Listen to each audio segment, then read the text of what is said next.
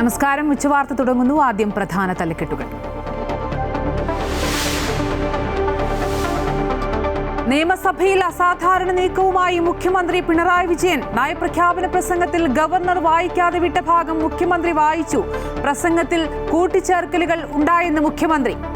മന്ത്രിസഭ അംഗീകരിച്ച നയപ്രഖ്യാപന പ്രസംഗത്തിലെ ഖണ്ഡിക 12, 15, 16 എന്നിവയിൽ ബഹുമാനപ്പെട്ട ഗവർണറുടെ പ്രസംഗത്തിൽ ചില മാറ്റങ്ങൾ വരുത്തിയിട്ടുണ്ട്. നയപ്രഖ്യാപനത്തിലുള്ളത് തെറ്റായ അവകാശവാദങ്ങളെന്ന് പ്രതിപക്ഷം. എല്ലാത്തിനെയും തകർത്തിട്ടാണ് ഇത്രയും വലിയ ഒരു തെറ്റായ ഒരു ഗവേണൻസ്, തെറ്റായ വഴിയിലൂടെ പോയ ഒരു ഭരണം ഈ കേരളത്തിന്റെ ചരിത്രത്തിൽ ഉണ്ടായിട്ടില്ല. കേരളം കണ്ട ഏറ്റവും മോശമായി പെർഫോം ചെയ്ത ഒരു ഗവൺമെന്റ് ആണ് എന്ന് ഇതിലെ ഈ അവകാശവാദങ്ങളും ഞാൻ പറയില്ല അർത്ഥസത്യങ്ങളും. അതിദാരിദ്ര്യ നിർമ്മാർജ്ജനം ഉൾപ്പെടെ സർക്കാരിന്റെ നേട്ടങ്ങൾ എണ്ണിപ്പറഞ്ഞ് ഗവർണറുടെ നയപ്രഖ്യാപനം നീണ്ടത് 1 മണിക്കൂർ 52 മിനിറ്റ്. കേരളം വികസന പാതയിൽ കുതിക്കുന്നുവെന്നും 10 വർഷത്തിനുള്ളിൽ മികച്ച മുന്നേറ്റം നടത്തിയെന്നും governor. My government has effectively eradicated extreme poverty while providing near universal access to education, health care, sanitation and social security. വായ്പാ പരിധി വെട്ടിക്കുറച്ചതും തൊഴിലുറപ്പ് പദ്ധതിയിലെ മാറ്റവുമടക്കം കേന്ദ്ര വിമർശനവും വായിച്ച് governor. Employment program. The recent amendment to the said scheme, transforming it as VB-Gram-G, is a setback for Kerala as the assistance of the union has come down from 100 to 60%.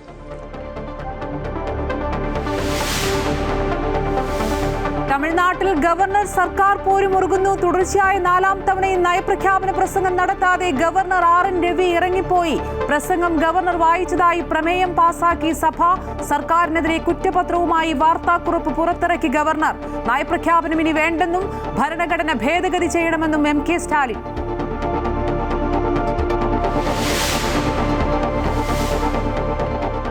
Sabarimala സ്വർണ്ണക്കൊള്ളയിൽ കേരളത്തിനകത്തും പുറത്തും operation golden shadow എന്ന പേരിൽ ED പരിശോധന.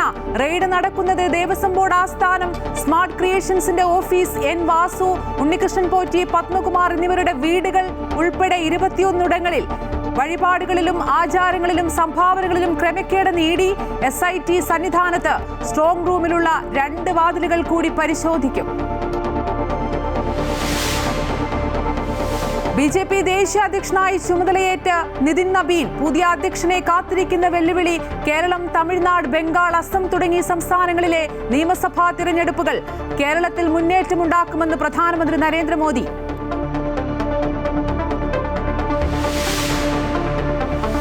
ബസ്സിൽ ലൈംഗികാതിക്രമം നടത്തിയെന്ന ആരോപണത്തിന് പിന്നാലെ ദീപക് ആത്മഹത്യ ചെയ്ത സംഭവത്തിൽ അന്വേഷണം ഊർജിതമാക്കി പോലീസ്. യുവതി ദൃശ്യങ്ങൾ പകർത്താൻ ഉപയോഗിച്ച മൊബൈൽ ഫോൺ കണ്ടെത്താൻ ശ്രമം. ബസ്സിലെ CCTV പരിശോധിച്ചു. യുവതി വിദേശത്തേക്ക് കടന്നെന്ന് സംശയം. നിയമസഭയിൽ അസാധാരണ നീക്കം. ഗവർണർക്കെതിരെ മുഖ്യമന്ത്രി. നയപ്രഖ്യാപനം മുഴുവൻ ഗവർണർ വായിച്ചില്ലെന്ന് മുഖ്യമന്ത്രി. നയപ്രഖ്യാപനത്തിൽ ഗവർണർ മാറ്റം വരുത്തി. വായിക്കാതെ വിട്ട ഭാഗങ്ങൾ മുഖ്യമന്ത്രി വായിച്ച് സഭ അംഗീകരിച്ചു. നയപ്രഖ്യാപന പ്രസംഗത്തിൽ ചില കൂട്ടിച്ചേർക്കലുകളും ഒഴിവാക്കലുകളും വരുത്തിയിട്ടുള്ളത് അംഗങ്ങളുടെയും ചെയറിന്റെയും ശ്രദ്ധയിൽപ്പെടുത്തുന്നു.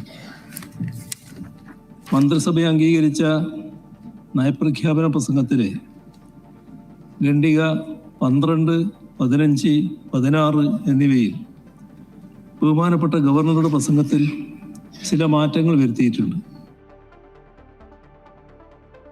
അതിദാരിദ്ര്യ നിർമ്മാർജ്ജനം ഉൾപ്പെടെ സർക്കാരിന്റെ നേട്ടങ്ങൾ എണ്ണിപ്പറഞ്ഞ ഗവർണറുടെ നയപ്രഖ്യാപന പ്രസംഗം. കേരളം വികസന പാതയിൽ കുതിക്കുന്നുവെന്നും 10 വർഷത്തിനുള്ളിൽ മികച്ച മുന്നേറ്റം നടത്തിയെന്നും ഗവർണർ. ക്രമസമാധാന പരിപാലനം മെച്ചപ്പെടുത്തി, തടസ്സമില്ലാത്ത വൈദ്യുതി ഉറപ്പാക്കി, ജീവിത നിലവാരം മെച്ചപ്പെടുത്തുന്നതിനാണ് നവകേരള ലക്ഷ്യമെന്നും ഗവർണർ പറഞ്ഞു. നയപ്രഖ്യാപനം 1 മണിക്കൂർ 52 മിനിറ്റാണ് നീണ്ടത്. My government has effectively eradicated extreme poverty while providing near universal access to education, health care, sanitation, and social security.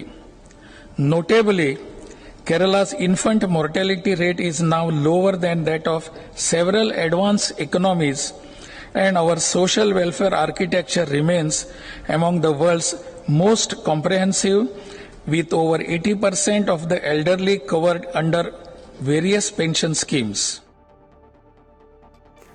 നയപ്രഖ്യാപനത്തിൽ കേന്ദ്ര വിമർശനം വായിച്ച് ഗവർണർ വായ്പാ പരിധി വെട്ടിക്കുറച്ചതും തൊഴിലുറപ്പ് പദ്ധതിയിലെ മാറ്റവും സംസ്ഥാനത്തിന് തിരിച്ചടിയെന്ന് ഗവർണർ. കേന്ദ്രത്തിന്റെ നടപടികൾ സാമ്പത്തിക പ്രതിസന്ധി ഉണ്ടാക്കിയെന്നും ഗവർണർ വ്യക്തമാക്കി. Kerala has been in the forefront of implementing the demand-based employment scheme, Mahatma Gandhi National Rural Employment Program. The recent amendment to the said scheme, transforming it as VB Gram G, is a setback for Kerala as the assistance of the union has come down. നയപ്രഖ്യാപനം നിറയെ തെറ്റായ അവകാശവാദങ്ങളെന്ന് പ്രതിപക്ഷ നേതാവ് V D Satheesan. അർദ്ധസത്യങ്ങൾ നിറഞ്ഞ നയപ്രഖ്യാപനമാണ് ഇന്ന് കണ്ടത്. കേന്ദ്രത്തിൽ നിന്നും കിട്ടേണ്ട കണക്കിൽ അവ്യക്തതയാണെന്നും അദ്ദേഹം ചൂണ്ടിക്കാട്ടി. അതിദാരിദ്ര്യമുക്തം എന്ന പേര് വസ്തുതാവിരുദ്ധമാണ്. ആരോഗ്യമേഖലയും ഉന്നത വിദ്യാഭ്യാസ മേഖലയും തകർന്ന നിലയിലാണെന്നും അദ്ദേഹം ചൂണ്ടിക്കാട്ടി. സംസ്ഥാനത്ത് ഗുണ്ടാ മാഫിയകൾ അഴിഞ്ഞാടുന്നു, മയക്കുമരുന്ന് ക്രിമിനൽ സംഘങ്ങൾ കേരളത്തിൽ വളരുന്നുവെന്നും പ്രതിപക്ഷ നേതാവ് കുറ്റപ്പെടുത്തി. എല്ലാത്തിനെയും തകർത്തിട്ടാണ് ഇത്രയും വലിയ ഒരു തെറ്റായ ഒരു ഗവേണൻസ്, തെറ്റായ വഴിയിലൂടെ പോയ ഒരു ഭരണം ഈ കേരളത്തിന്റെ ചരിത്രത്തിൽ ഉണ്ടായിട്ടില്ല. കേരളം കണ്ട ഏറ്റവും മോശമായി പെർഫോം ചെയ്ത ഒരു ഗവൺമെന്റ് ആണ് എന്ന് ഇതിലെ ഈ അവകാശവാദങ്ങളും, ഞാൻ പറഞ്ഞില്ല, അർദ്ധസത്യങ്ങളും അവകാശവാദങ്ങളും മാത്രമാണിത്. ഈ ഡോക്യുമെന്റിന് ഒരു പ്രസക്തിയില്ല. പിന്നെ ഭരണഘടന അനുസരിച്ച് 175, 176 ആർട്ടിക്കിൾ അനുസരിച്ച് ക്യാബിനറ്റ് അംഗീകരിക്കുന്ന പ്രസംഗമാണ് ഗവർണർ വായിക്കേണ്ടത്. കൂടുതൽ വിശദാംശങ്ങളുമായി നിയമസഭയിൽ നിന്നും അൺഫിലി ഡിസൂസ ചേരുന്നു. അൺഫിലിറ്റ്, ഗവർണറുടെ നയപ്രഖ്യാപന പ്രസംഗത്തോടുകൂടിയാണ് രണ്ടാം പിണറായി സർക്കാരിന്റെ അവസാന നിയമസഭാ സമ്മേളനത്തിന് തുടക്കമായത്. നമുക്കറിയാം, ഗവൺമെന്റിന്റെ നയങ്ങളാണ് ഗവർണർ നയപ്രഖ്യാപനമായി നിയമസഭയിൽ നടത്തുന്നത്. മന്ത്രിസഭ പാസാക്കിയ 3 പ്രധാനപ്പെട്ട ഭാഗങ്ങൾ ഒഴിവാക്കി എന്ന് പറഞ്ഞുകൊണ്ടാണ് നിയമസഭയിൽ പിന്നീട് അസാധാരണമായ സംഭവങ്ങൾ ഉണ്ടായത്. എന്തൊക്കെയാണ്? അതുതന്നെയാണ് അമ്പിളി. സർക്കാർ 1 മണിക്കൂറിലേറെ നീണ്ടുനിന്ന, അതായത് 1 മണിക്കൂർ 52 മിനിറ്റ് നീണ്ടുനിന്ന ഈ നയപ്രഖ്യാപന പ്രസംഗത്തിൽ പിണറായി സർക്കാരിന്റെ 10 വർഷത്തെ നേട്ടങ്ങൾ എണ്ണിപ്പറഞ്ഞ് അക്കമിട്ട് നിരത്തിയായിരുന്നു ഗവർണർ. അത് സ്വാഭാവികമായി തെരഞ്ഞെടുപ്പിന് തൊട്ടു മുന്നാലെയുള്ള നയപ്രഖ്യാപന പ്രസംഗം ആയതുകൊണ്ട് തന്നെ ജനക്ഷേമ പദ്ധതികൾ ഉൾപ്പെടെ തന്നെ വിവരിച്ചു കാട്ടിയാണ് ഈ നയപ്രഖ്യാപന പ്രസംഗത്തിലുടനീളം ഗവർണർ നടത്തിയത്. ഒപ്പം തന്നെയും കേന്ദ്ര സർക്കാരിനെതിരായ വിമർശനങ്ങളുമൊക്കെ ഉണ്ടായിരുന്നു. അതായത് കേന്ദ്ര സർക്കാർ വായ്പാ പരിധി വെട്ടിക്കുറച്ചു, GST ഗ്രാന്റ് വീതം വെട്ടിക്കുറച്ചതടക്കമുള്ള വിഷയങ്ങൾ ഉയർത്തിക്കാട്ടി കേന്ദ്രത്തെ വിമർശിച്ചും സംസ്ഥാന സർക്കാരിന്റെ ഭരണ നേട്ടങ്ങളൊക്കെ ഉയർത്തിക്കാട്ടിയായിരുന്നു അദ്ദേഹത്തിന്റെ നയപ്രഖ്യാപന പ്രസംഗം. അതിനുശേഷം ഗവർണറെ യാത്രയാക്കുന്നു മുഖ്യമന്ത്രി. അതിനുശേഷമാണ് മുഖ്യമന്ത്രി വന്ന നിയമസഭയിൽ പറയുന്നു പ്രധാനപ്പെട്ട 3 ഭാഗങ്ങൾ, അതിൽ 2 ഭാഗങ്ങൾ ഗവർണർ ഒഴിവാക്കുന്നു. ഒരു ഭാഗത്ത് ഗവർണർ ചില കൂട്ടിച്ചേർക്കലൊക്കെ വരുത്തുന്നു. അത് ഈ 3 ഭാഗവും പ്രസക്തമാകുന്നത് കേന്ദ്രവുമായി ബന്ധപ്പെട്ട കാര്യങ്ങളിലാണ്. അതായത് കേന്ദ്രത്തെ വിമർശിക്കേണ്ടി വരുന്ന ഭാഗങ്ങൾ കൃത്യമായ ഭാഗം, അതായത് കേന്ദ്രം കേരളത്തോട് കാട്ടുന്ന ഈ സാമ്പത്തികമായ അവഗണന, ഈ കടുത്ത ഞെരുക്കത്തിനിടയിലും കേരളം മുന്നേറുന്നു. പക്ഷേ ഇത് കേരളം കാണേണ്ടതാണ്, കേന്ദ്രം കാണേണ്ടതാണ് എന്ന് ഉയർത്തിക്കാട്ടുന്നതും ഒപ്പം തന്നെ ബില്ലുകൾ അനന്തമായി നീട്ടിവെക്കുന്നതും ഉൾപ്പെടെ സുപ്രീം കോടതിയുടെ പരിഗണനയിലാണ് എന്ന് പറയുന്ന ഒരു വിമർശന ഭാഗം. ഇത് രണ്ടും ഗവർണർ വായിക്കുന്നില്ല. എന്നാൽ അവസാനം ഈ 16ാമത്തെ ഖണ്ഡികയിൽ പറയുന്ന ഒരു കൂട്ടിച്ചേർക്കൽ ഗവർണർ വരുത്തുന്നുണ്ട്. അതായത് ഈ കേന്ദ്രം കേരളത്തെ ഞെക്കിക്കൊല്ലുന്ന സാഹചര്യം ഉണ്ടായിട്ടുകൂടി ഫെഡറൽ തത്വങ്ങളിലേക്കുള്ള ഒരു കടന്നുകയറ്റമാണ് കേന്ദ്രം നടത്തിക്കൊണ്ടിരിക്കുന്നത് എന്നത് മാത്രമാണ് വായിക്കാനായി നൽകിയത്. എന്നാൽ ഫെഡറൽ തത്വങ്ങളിലേക്ക് കേന്ദ്രം കടന്നു കയറ്റുന്നു എന്ന് എന്റെ സർക്കാർ കരുതുന്നു എന്നൊരു വാചകം അഡീഷണൽ ആയിട്ട് ഗവർണർ ചേർത്തുന്നു. അതായത് അത് എന്റെ സർക്കാർ കരുതുന്നു എന്ന രീതിയിൽ ഒരു വാചകം കൂടി അദ്ദേഹം അഡീഷണലായി ചേർക്കുകയാണ്. ഇതൊന്നും തന്നെയും സഭയുടെ യഥാർത്ഥ അംഗീകരിച്ച നയപ്രഖ്യാപന പ്രസംഗത്തിൽ ഉണ്ടാകാൻ പാടില്ല എന്ന് മുഖ്യമന്ത്രി പിന്നീട് പറയുകയും ഇത് എന്താണോ മന്ത്രിസഭ അംഗീകരിച്ച് നൽകിയത് അതുമാത്രമേ ഔദ്യോഗിക രേഖകൾ ഉണ്ടാകാൻ പാടുള്ളൂ, അതുമാത്രമേ അംഗീകരിക്കാൻ സഭാരേഖകൾ ചട്ടപ്രകാരം അംഗീകരിക്കാൻ പാടുള്ളൂ എന്ന് മുഖ്യമന്ത്രി പറയുന്നു. ഒരർത്ഥത്തിൽ മുഖ്യമന്ത്രി ഗവർണർ വായിക്കാതിരുന്ന ആ നയപ്രഖ്യാപനത്തിന്റെ ഭാഗം മുഖ്യമന്ത്രി സഭയിൽ വായിച്ചു എന്ന് തന്നെ പറയേണ്ടിയിരിക്കുന്നു. ഉപയോഗിക്കുന്നു. അതൊരു അസാധാരണമായ നീക്കമാണ്. ഗവർണർ വായിക്കാതെ പ്രസക്ത ഭാഗങ്ങൾ മുഖ്യമന്ത്രി പിന്നീട് വായിക്കുന്നു. സ്പീക്കർ അതേപോലെ അംഗീകരിക്കുകയും ചെയ്യുന്നു. ഇത് സ്പീക്കർ പിന്നീട് ഇത് ഔദ്യോഗിക രേഖയായി സഭാരേഖകൾ ഇത് തന്നെയാണ്. എന്താണ് മന്ത്രിസഭ നൽകിയത് അത് തന്നെയാണ് ഔദ്യോഗിക രേഖകൾ ഉണ്ടാകുമെന്ന് സ്പീക്കർ പറയുന്നു. എന്നാൽ പിന്നീട് പ്രതിപക്ഷ നേതാവാകട്ടെ ഗവർണറുടെ നടപടിയെ വിമർശിക്കുന്നുണ്ടെങ്കിൽ കൂടി ഇത് ഗവർണറും സർക്കാരും തമ്മിലുള്ള അഡ്ജസ്റ്റ്മെന്റ് ആണ് എന്ന രീതിയിലുള്ള വിമർശനം ആവർത്തിച്ചുകൊണ്ടേയിരിക്കുകയും ചെയ്യുന്നു. അമ്പിളി. ശരി, നിയമസഭയിൽ നിന്നും മാൻഫിലി ഡിസൂസിയാണ് വിശദാംശങ്ങൾ നൽകിയത്. തമിഴ്നാട്ടിൽ ഗവർണർ സർക്കാർ പോരുമുറുകുന്നു. നയപ്രഖ്യാപന പ്രസംഗം നടത്താതെ ഗവർണർ RN രവി ഇറങ്ങിപ്പോയി. പ്രസംഗം ഗവർണർ വായിച്ചതായി പ്രമേയം പാസാക്കി സഭ. നയപ്രഖ്യാപന പ്രസംഗം ഇനി മുതൽ വേണ്ടെന്നും ഇതിനായി ഭരണഘടനാ ഭേദഗതി കൊണ്ടുവരണമെന്നും മുഖ്യമന്ത്രി സ്റ്റാലിൻ സഭയിൽ ആവശ്യപ്പെട്ടു. അതിനിടെ സർക്കാരിനെതിരെ പ്രതിഷേധവുമായി AIADMK രംഗത്തെത്തി. സംസ്ഥാനത്തെ ക്രമസമാധാന നില തകർന്നുവെന്ന് ആരോപിച്ച് പ്രതിപക്ഷം സഭ വിട്ടിറങ്ങി. തമിഴ്നാട് നിയമസഭയുടെ ഈ വർഷത്തെ ആദ്യ സമ്മേളനത്തിലും കഴിഞ്ഞ വർഷത്തേതിന് സമാനമായ നാടകീയ രംഗങ്ങളാണ് അരങ്ങേറിയത്. ഗവർണർ RN രവിയും മുഖ്യമന്ത്രി MK സ്റ്റാലിന്റെ നേതൃത്വത്തിലുള്ള DMK സർക്കാരും തമ്മിലുള്ള പോര് മറ്റൊരു തലത്തിലെത്തുന്ന കാഴ്ചയ്ക്ക് ഇത്തവണയും സഭ സാക്ഷ്യം വഹിച്ചു. DMK സർക്കാർ തയ്യാറാക്കിയ നയപ്രഖ്യാപനത്തിൽ നിറയെ പിഴവുകളുണ്ടെന്നും അത് വായിക്കാനാകില്ലെന്നും ഗവർണർ RN രവി പറഞ്ഞു. സമ്മേളനത്തിന്റെ തുടക്കത്തിൽ ദേശീയഗാനം ആലപിക്കാത്തതിനെയും ഗവർണർ വിമർശിച്ചു. തമിഴ് തായ് വാഴ്ത്തോടെയാണ് സഭാ നടപടികൾ തുടങ്ങിയത്. തുടർന്ന് ദേശീയഗാനം ആലപിക്കാൻ ഗവർണർ രവി ആവശ്യപ്പെട്ടു. എന്നാൽ തമിഴ് തായ് ആശംസ മാത്രമാണ് ആദ്യമെന്നും ദേശീയഗാനം ആദ്യം ആലപിക്കുന്നില്ലെന്നും സ്പീക്കർ അറിയിച്ചു. ദേശീയഗാനത്തെ അപമാനിക്കാനാവില്ലെന്നും ആലപിക്കണമെന്നും ഗവർണർ വീണ്ടും ആവശ്യപ്പെട്ടു. നിയമസഭയുടെ ചട്ടങ്ങളും നിയമങ്ങളും ഗവർണർ പാലിക്കണമെന്നും നയപ്രഖ്യാപന പ്രസംഗം വായിക്കണമെന്നും സ്പീക്കർ നിർദ്ദേശിച്ചു. തന്റെ ഉത്തരവാദിത്തങ്ങൾ തനിക്കറിയാമെന്ന് ഗവർണറും പ്രതികരിച്ചു. തുടർന്ന് നിയമസഭയിൽ അംഗങ്ങൾക്ക് മാത്രമേ അഭിപ്രായം പറയാൻ കഴിയൂ എന്നും മറ്റൊരാൾക്കും ഇതിന് അവകാശമില്ലെന്നും സ്പീക്കർ മറുപടി നൽകി. ഇതിനിടെ ഗവർണറുടെ മൈക്ക് ഓഫ് ചെയ്യുകയും ചെയ്തു. ഇതിൽ പ്രതിഷേധിച്ച് ഗവർണർ നയപ്രഖ്യാപന പ്രസംഗം വായിക്കാതെ നിയമസഭയിൽ നിന്ന് ഇറങ്ങിപ്പോയി. തുടർന്ന് സ്പീക്കർ N അപ്പാവു നയപ്രഖ്യാപനം നിയമസഭ പാസാക്കിയതായി പ്രഖ്യാപിച്ചു. നയപ്രഖ്യാപന പ്രസംഗം ഇനി മുതൽ വേണ്ടെന്ന് മുഖ്യമന്ത്രി സ്റ്റാലിൻ അഭിപ്രായപ്പെട്ടു. ഇതിനായി ഭരണഘടനാ ഭേദഗതി കൊണ്ടുവരണമെന്നും സ്റ്റാലിൻ നിർദ്ദേശിച്ചു. ഗവർണർ RN രവി ജനങ്ങളുടെ സഭയെയും അതിന്റെ മഹത്വത്തെയും അപമാനിച്ചുവെന്നും മുഖ്യമന്ത്രി ആരോപിച്ചു. മക്കളുടെ പേരാദരവോട് பெரும்பான்மையோடு வெற்றி பெற்று ஆட்சி அமைந்துள்ள அரசு எடுக்கின்ற முடிவுகளுக்கு ஒத்துழைப்பு கூடியவராக இருக்க வேண்டும். அதைத்தான் அரசமைப்பு சட்டமும் அந்த பதவி வகுப்பிடம் இருந்து எதிர்பார்க்கிறது. പിന്നാലെ കാര്യം വിശദീകരിച്ച രാജ്ഭവൻ പത്രക്കുറിപ്പും പുറത്തിറക്കി. മൈക്ക് ഓഫ് ചെയ്തതിൽ ഞെട്ടിപ്പോയെന്നും ഗവർണർ പദവിയെയാണ് അപമാനിച്ചതെന്നും RN രവി കുറ്റപ്പെടുത്തി. ദേശീയഗാനത്തെ അവഹേളിക്കുന്നത് ഭരണഘടനയോടുള്ള അവഹേളനമാണെന്നും പ്രസ്താവനയിൽ അറിയിച്ചു. News desk Amrita news. Sabarimala സ്വർണ്ണക്കൊള്ളയിൽ SIT സന്നിധാനത്ത് സ്ട്രോങ് റൂമിലുള്ള 2 വാതിലുകൾ കൂടി പരിശോധിക്കാനാണ് നീക്കം. ഫോറൻസിക് വിദഗ്ധരും സംഘത്തിലുണ്ട്. 2.5 പതിറ്റാണ്ടിനിടെയുള്ള എല്ലാ ക്രമക്കേടുകളും അന്വേഷിക്കും. ഹൈക്കോടതി നിർദ്ദേശപ്രകാരമാണ് പരിശോധന നടത്തുന്നത്. വിശദാംശങ്ങളുമായി സന്നിധാനത്ത് നിന്നും രജിത് കുമാർ ചേരുന്നുണ്ട്. രജിത്ത്, ഈ പരിശോധന എങ്ങനെ പുരോഗമിക്കുന്നു? ഒപ്പം തന്നെ ഈ പരിശോധനയുടെ പ്രധാന അജണ്ട എന്തൊക്കെയാണ്? അമ്പിളി, ഇന്നലെ മുതൽ ആരംഭിച്ച പരിശോധനയാണ് ഇന്നും പുരോഗമിക്കുന്നത്. ഇന്നിപ്പോൾ രാവിലെ ഈ അന്വേഷണ സംഘത്തിന്റെ നേതൃത്വം നൽകുന്ന SP യുടെ നേതൃത്വത്തിലാണ് പരിശോധന പുരോഗമിക്കുന്നത്. ശശീറിന്റെ നേതൃത്വത്തിലുള്ള ഏകദേശം 13ഓളം വരുന്ന സംഘമാണ് ഈ പരിശോധനയ്ക്ക് നേതൃത്വം നൽകുന്നത്. പ്രധാനമായും ഇവർ പരിശോധിക്കുന്നത് കത്തളപ്പാളിയിലെ സ്വർണത്തിന്റെയും അതുപോലെ തന്നെ കഥകിലെ സ്വർണ്ണപ്പാളികളുടെയും മൂല്യം അടക്കമുള്ളവയാണ് പരിശോധിക്കുന്നത്. ഇവയുടെ സാമ്പിളുകൾ അടക്കം പരിശോധിക്കാൻ തീരുമാനിച്ചിട്ടുണ്ട്. സാമ്പിളുകൾ അടക്കം ശേഖരിച്ചുകൊണ്ടുള്ള ഒരു പരിശോധനയായിരിക്കും ഇവരുടെ ഭാഗത്തു നിന്നും ഉണ്ടാവുക. ഒപ്പം തന്നെയാണ് കൊടിമരത്തിന്റെ അഷ്ടദിക് പാലകരുടെയും അതുപോലെ തന്നെ കൊടിമരത്തിൽ നിന്നുള്ള സാമ്പിളുകളും അന്വേഷണ സംഘം ശേഖരിക്കുന്നുണ്ട്. ഒപ്പം പഞ്ചവർഗത്തറയിലെ സ്വർണം അടക്കമുള്ളവ ഇവയൊക്കെ ഇളക്കി മാറ്റിയിരുന്നു. നേരത്തെ തന്നെ കൊടിമരത്തിന്റെ നിർമ്മാണവുമായി ബന്ധപ്പെട്ട ഇവ ഇളക്കി മാറ്റി സ്ട്രോങ് റൂമിലേക്ക് മാറ്റിയിരിക്കുകയാണ്. ഈ സ്ട്രോങ് റൂമിലുള്ള സാധനങ്ങളുടെ പരിശുദ്ധി അടക്കമാണ് അന്വേഷണ സംഘം പരിശോധിക്കുകയും സ്വർണത്തിന്റെ അളവുകൾ അടക്കം പരിശോധിക്കുകയും ചെയ്യും. ഇവിടെ സാമ്പിളുകൾ അടക്കം ശേഖരിക്കുകയാണ്. കഴിഞ്ഞ ദിവസം നേരത്തെ തന്നെ അന്വേഷണ സംഘം റിപ്പോർട്ട് സമർപ്പിച്ചതിനെ തുടർന്നാണ് ഹൈക്കോടതി ഇത്തരമൊരു നിർദ്ദേശം നൽകിയ വിശദമായ പരിശോധനയ്ക്ക് നിർദ്ദേശം നൽകിയിരിക്കുന്നത്. ഇന്ന് വൈകിട്ടോടുകൂടി പരിശോധന പൂർത്തീകരിക്കുമെന്നാണ് അന്വേഷണ സംഘം അറിയിച്ചിട്ടുള്ളത്. ശബരിമല സ്വർണ്ണക്കൊള്ള കേസിൽ നടപടികളുമായി എൻഫോഴ്സ്മെന്റ് ഡയറക്ടറേറ്റ്. കേസിൽ പ്രതികളായവരുടെ വീടുകളിലും ഓഫീസുകളിലും ഇഡിയുടെ വ്യാപക റെയ്ഡ്. ഇഡി റെയ്ഡ് നടത്തുന്നത് ദേവസ്വം ബോർഡ് ആസ്ഥാനം, എൻ വാസു, ഉണ്ണികൃഷ്ണൻ പോറ്റി, പത്മകുമാർ ഉൾപ്പെടെയുള്ളവരുടെ വീടുകൾ, സ്മാർട്ട് ക്രിയേഷൻസിന്റെ ഓഫീസ് അടക്കം 21 ഇടങ്ങളിലാണ്. കേരളം കൂടാതെ കർണാടക, തമിഴ്നാട് എന്നീ സംസ്ഥാനങ്ങളിലും റെയ്ഡ് നടക്കുന്നുണ്ട്. ചെന്നൈയിലെ സ്മാർട്ട് ക്രിയേഷൻ ഉടമ പങ്കജ് ഭണ്ഡാരിയുടെ വീട്, ഭണ്ഡാരിയുടെ സ്ഥാപനം, ബെല്ലാരിയിലെ സ്വർണ്ണ വ്യാപാരി ഗോവർദ്ധന്റെ വീട് എന്നിവിടങ്ങളിലും റെയ്ഡ് നടക്കുന്നുണ്ട്. രാജ്യത്തെ വിവിധ സ്ഥലങ്ങളിലെ ഉദ്യോഗസ്ഥരെ എത്തിച്ചാണ് റെയ്ഡ്. വിവരങ്ങളുമായി കണ്ണൻ ദേവും പ്രശാന്ത് ജോസഫും ചേരുന്നുണ്ട്. കണ്ണൻ, ഒരേ സമയം 21 സ്ഥലങ്ങളിൽ ആരംഭിച്ച റെയ്ഡ്, രാവിലെ ആരംഭിച്ച റെയ്ഡ് ഇപ്പോഴും പുരോഗമിക്കുകയാണ്. ഇഡിയുടെ നീക്കം എത്രത്തോളം നിർണായകമാണ്? രാവിലെ 7 മണിക്ക് ആരംഭിച്ച റെയ്ഡ് ഇപ്പോഴും തുടരുകയാണ്. ഏതാണ്ട് 6 മണിക്കൂറോളം ഇപ്പോൾ പിന്നിട്ടു.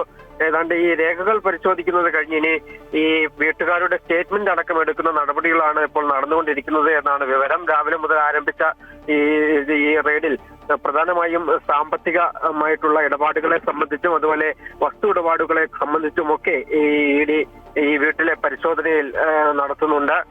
രാവിലെ ഈ വീട്ടുകാർ പോലും ഇഡി വന്ന സമയത്താണ്, എൻഫോഴ്സ്മെന്റ് ഉദ്യോഗസ്ഥർ വീട്ടിലേക്ക് വന്ന സമയത്താണ് അറിയുന്നത്. രാവിലെ 7 മണിയോടുകൂടി ഇവർക്ക് നോട്ടീസ് കൈമാറുകയും പിന്നീട് വീട്ടിൽ പരിശോധന നടത്തുകയുമായിരുന്നു. ഈ സായുധരായ സേനാംഗങ്ങളും അതുപോലെ വനിതാ ഉദ്യോഗസ്ഥരടക്കമുള്ള സേനാംഗങ്ങൾ ഉൾപ്പെടെ ഈ ഇഡിയുടെ നടപടിക്രമങ്ങളിൽ പങ്കെടുക്കുന്നുണ്ട്. ഇപ്പോൾ ഏതാണ്ട് 6 മണിക്കൂറോളം പിന്നിട്ടിരിക്കുകയാണ്. മറ്റ് സ്ഥലങ്ങളിൽ ഏതാണ്ട് 21ഓളം പേരുടെ ഈ സ്വർണ്ണക്കൊള്ള കേസുമായി ബന്ധപ്പെട്ട് 21ഓളം പേരുടെ വീടുകളിലും ഓഫീസുകളിലുമായി നടത്തുന്ന റെയ്ഡിന്റെ ഭാഗമായി തന്നെയാണ് ഈ ആറന്മുളയിലെ പത്മകുമാറിന്റെ വീട്ടിൽ ഇപ്പോൾ പരിശോധന നടക്കുന്നത്. അദ്ദേഹത്തിന്റെ ഈ സാമ്പത്തിക ക്രയവിക്രയങ്ങളെ സംബന്ധിച്ചുള്ള ചില രേഖകളൊക്കെ പിടിച്ചെടുത്തിട്ടുണ്ട്, അത് പരിശോധിച്ചിട്ടുണ്ട്. നേരത്തെ തന്നെ SIT സംഘം ഇത്തരത്തിലുള്ള പരിശോധനകളൊക്കെ നടത്തിയെങ്കിലും അതിനപ്പുറമായിട്ടുള്ള മറ്റ് കുറെ കൂടി വിശദമായിട്ടുള്ള ഒരു പരിശോധനയാണ് ഇഡിയുടെ ഭാഗത്തു നിന്നും ഉണ്ടാകുന്നത്. നേരത്തെ തന്നെ വിവരങ്ങളെല്ലാം, വ്യക്തിഗത വിവരങ്ങളും അതുപോലെ കുടുംബത്തിന്റെ വിവരങ്ങളും കൃത്യമായി ഈ സാമ്പത്തിക ഇടപാടുകളെ സംബന്ധിച്ചുള്ള വിവരങ്ങൾ ഇഡി ശേഖരിച്ചിരുന്നു. ഈ കള്ളപ്പണ ഇടപാടുകൾ സംബന്ധിച്ചുള്ള വിവരങ്ങളാണ് ഇഡി ഇപ്പോൾ ശേഖരിച്ചുകൊണ്ടിരിക്കുന്നത്. അമ്പളി. ശരി, പ്രശാന്ത് ജോസഫും ചേരുന്നുണ്ട്. പ്രശാന്ത്, ഏറ്റവും കൂടുതൽ പരിശോധന നടത്തുന്നത് സംസ്ഥാനത്താണ്. കാരണം ഈ കേസിലെ എല്ലാ പ്രതികളുടെയും വീടുകളിൽ പരിശോധന ഇപ്പോഴും പുരോഗമിക്കുന്നു. ഒപ്പം തന്നെ ഈ ബാങ്ക് അക്കൗണ്ടുകളും അതുപോലെ തന്നെ സാമ്പത്തിക ക്രമക്കേടൊക്കെയാണ് അന്വേഷിക്കുന്നത്. എങ്ങനെ പോകുന്നു പരിശോധന? അമ്പളി, ഇന്ന് രാവിലെ 7:30യോടെയാണ് ഇഡിയുടെ പ്രത്യേക സംഘം കോട്ടയം ചങ്ങനാശ്ശേരി വാഴപ്പള്ളിയിലുള്ള മുരാരി ബാബുവിന്റെ വീട്ടിലെത്തിയത്. ശബരിമല മുൻ അഡ്മിനിസ്ട്രേറ്റീവ് ഓഫീസറാണ് മുരാരി ബാബു. ഈ സ്വർണ്ണക്കൊള്ള കേസ് ഉയർന്നു വന്നതിന് പിന്നെ ഇദ്ദേഹം സസ്പെൻഷനിലാണ്. കഴിഞ്ഞ വർഷം ഒക്ടോബർ 22-ന് ഇദ്ദേഹത്തെ സ്പെഷ്യൽ പ്രത്യേക അന്വേഷണ സംഘം കസ്റ്റഡിയിലെടുക്കുകയും പിന്നാലെ അറസ്റ്റ് ചെയ്യുകയുമായിരുന്നു. ഇപ്പോൾ നിലവിൽ ഇദ്ദേഹം റിമാൻഡിലാണ്. 2019-ൽ ശബരിമലയിൽ അഡ്മിനിസ്ട്രേറ്റീവ് ഓഫീസർ ആയിരിക്കെ ദ്വാരപാലക ശില്പത്തിലെയും അതേപോലെ തന്നെ കട്ടിളപ്പാളിയിലെയും സ്വർണം കൊള്ള ചെയ്യുന്നതിന് ഇദ്ദേഹം ഒത്താശ ചെയ്തു എന്നുള്ളതാണ് കേസ്. ഏതായാലും ഈ കള്ളപ്പണം വെളുപ്പിക്കൽ കേസ്, ഇതിന് പിന്നിലെ കള്ളപ്പണം വെളുപ്പിക്കലുമായി ബന്ധപ്പെട്ട അന്വേഷണത്തിന്റെ ഭാഗമായാണ് എൻഫോഴ്സ്മെന്റ് ഡയറക്ടറേറ്റ് മുരാരി ബാബുവിന്റെ വീട്ടിൽ പരിശോധന നടത്തുന്നത്. രാവിലെ 7:30യോടുകൂടി ആരംഭിച്ച പരിശോധന ഇപ്പോഴും തുടരുകയാണ്. 5-അംഗ സംഘമാണ് പരിശോധന നടത്തുന്നത്. പ്രധാനമായും ബാങ്ക് ഇടപാടുകളുമായി ബന്ധപ്പെട്ട രേഖകളാണ് പ്രധാനമായും പരിശോധിക്കുന്നത്. കാരണം കള്ളപ്പണ ഇടപാടുമായി ബന്ധപ്പെട്ടാണ്. ഏതായാലും 6 മണിക്കൂറോളം പിന്നിട്ടിരിക്കുകയും. ശരി, ശബരിമല സ്വർണ്ണക്കൊള്ളയിൽ ഇഡിയുടെ വ്യാപക പരിശോധന തുടരുകയാണ്. കണ്ണൻ ദേവും പ്രശാന്ത് ജോസഫുമാണ് വിവരങ്ങൾ നൽകിയത്. ശബരിമല സ്വർണ്ണക്കൊള്ളയിലെ ഇഡി പരിശോധനയുമായി സഹകരിക്കുമെന്ന് Thiruvithamkoor Devaswom board president AK Jayakumar. ക്രമക്കേട് നടന്നിട്ടുണ്ടെങ്കിൽ അത് അന്വേഷിക്കും. ഇത്തരം സംഭവങ്ങൾ കൊണ്ട് വിശ്വാസികൾക്ക് ദേവസ്വം ബോർഡിൽ വിശ്വാസം നഷ്ടപ്പെട്ടിട്ടുണ്ടെങ്കിൽ അത് വീണ്ടെടുക്കണം. ദേവസ്വം ബോർഡിന്റെ പെരുമാറ്റം മുതൽ രസീത് കൊടുക്കുന്ന കാര്യങ്ങൾ വരെ സിസ്റ്റമാറ്റിക് ആകണമെന്നും K ജയകുമാർ പറഞ്ഞു. സത്യം അന്വേഷിക്കുന്ന ഏതൊരു പ്രവർത്തനവും നടക്കട്ടെ.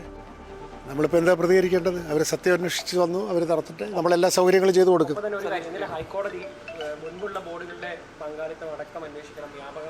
ഞാനെന്ത് പറയാനാണ്? ഹൈക്കോടതി പറഞ്ഞു, അന്വേഷിക്കട്ടെ. BJP ദേശീയ അധ്യക്ഷനായി നിതിൻ നബീൻ ചുമതലയേറ്റു. ഡൽഹിയിലെ പാർട്ടി ആസ്ഥാനത്ത് നടന്ന ചടങ്ങിലാണ് JP നഡ്ഡയുടെ പിൻഗാമിയായി നിതിൻ സ്ഥാനമേറ്റെടുത്തത്.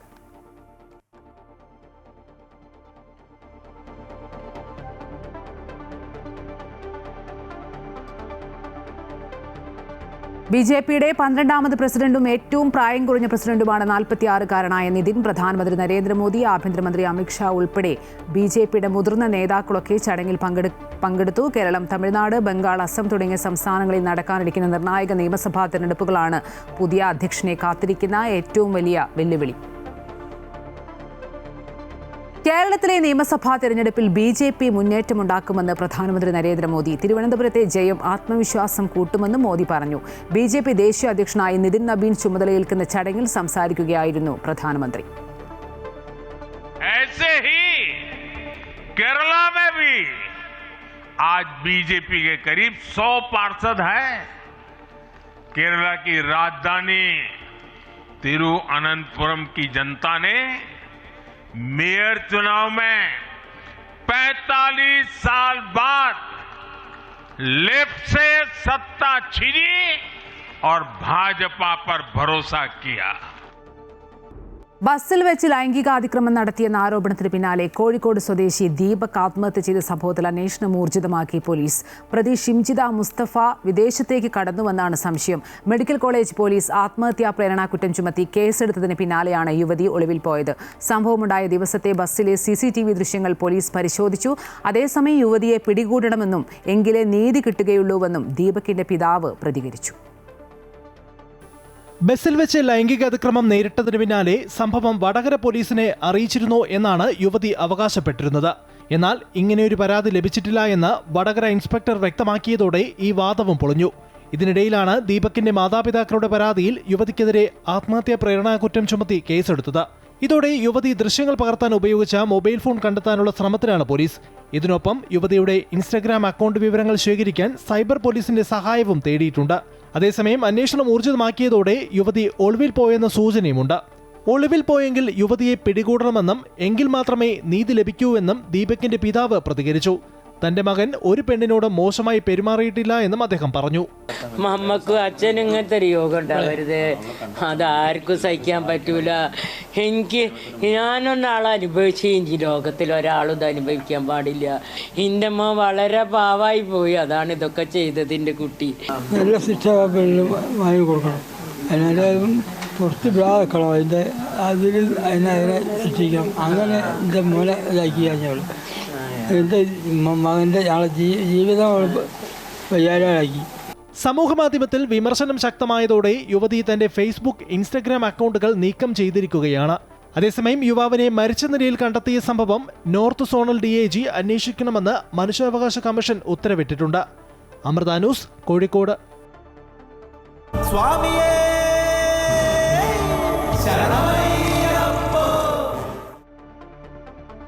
ശബരിമല തീർത്ഥാടനത്തിന് സമാപനം കുറിച്ച് ക്ഷേത്രനട അടച്ചു. പന്തളം കൊട്ടാരം രാജപ്രതിനിധി പുണർദനാൾ നാരായണവർമ്മയുടെ ദർശനത്തിന് ശേഷം മേൽശാന്തി അയ്യപ്പ വിഗ്രഹത്തിൽ വിഭൂതി അഭിഷേകം നടത്തി ഹരിവരാസനം ചൊല്ലി വിളക്കണച്ച് ശ്രീകോവിലിന് പുറത്തിറങ്ങി.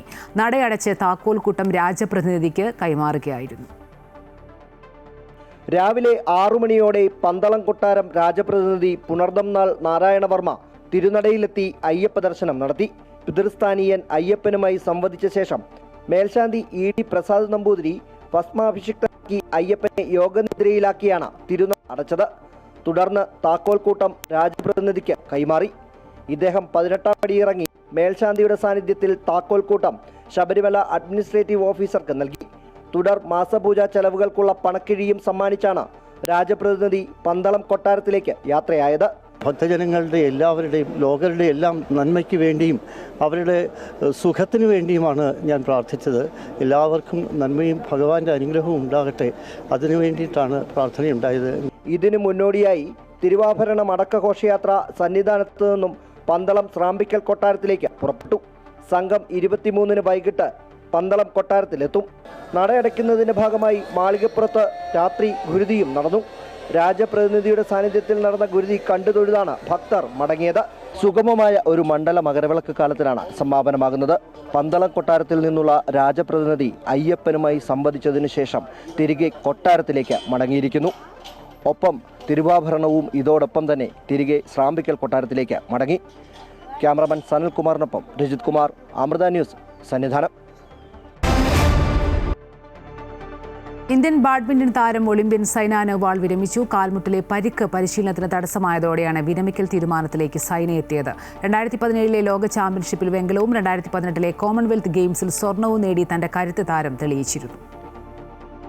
ഇനിയും കളിക്കളത്തിലേക്ക് മടങ്ങിവരാൻ തനിക്ക് കഴിയുമെന്ന് തോന്നുന്നില്ല എന്ന് പറഞ്ഞ താരം വിരമിക്കുന്നതായി അറിയിച്ചു. 2016 റിയോ ഒളിമ്പിക്സിനിടയിലാണ് 2012 ലണ്ടൻ ഒളിമ്പിക്സിൽ ഇന്ത്യയ്ക്കായി സൈന വെങ്കല മെഡൽ നേടിയിട്ടുണ്ട്. 2023 സിംഗപ്പൂർ ഓപ്പണിലാണ് സൈന അവസാനമായി മത്സരിക്കാൻ ഇറങ്ങിയത്. 2024 താരത്തിന് കാൽമുട്ടിന് തേയ്മാനം സ്ഥിരീകരിച്ചത്. 9-ാം വയസ്സിൽ ആരംഭിച്ച കരിയർ 34-ാം വയസ്സ് വരെ തുടരാൻ കഴിഞ്ഞതിൽ സന്തോഷമുണ്ടെന്ന് 2024 ഒരു അഭിമുഖത്തിൽ സൈന തന്നെ വ്യക്തമാക്കിയിരുന്നു. ഇതോടെ ഉച്ചവാർത്ത പൂർണ്ണമാകുന്നു. കൂടുതൽ വാർത്തകൾ കാണാം അമൃത ന്യൂസ് യൂട്യൂബിൽ.